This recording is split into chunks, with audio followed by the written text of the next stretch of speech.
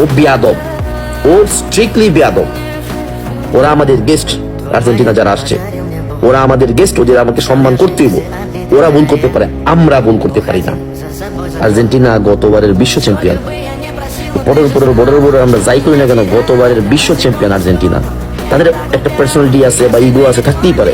তো আপনি ছেলেটাকে পড়ে যাওয়ার পরে তার পাশার মধ্যে একটা লাথি দিচ্ছেন, এরপরে যখন সুযোগ পাইছেন আরেকজন আছে, এরপরে একটা ঘুষি দিচ্ছেন, সারা দুনিয়া দেখতেছে এটা।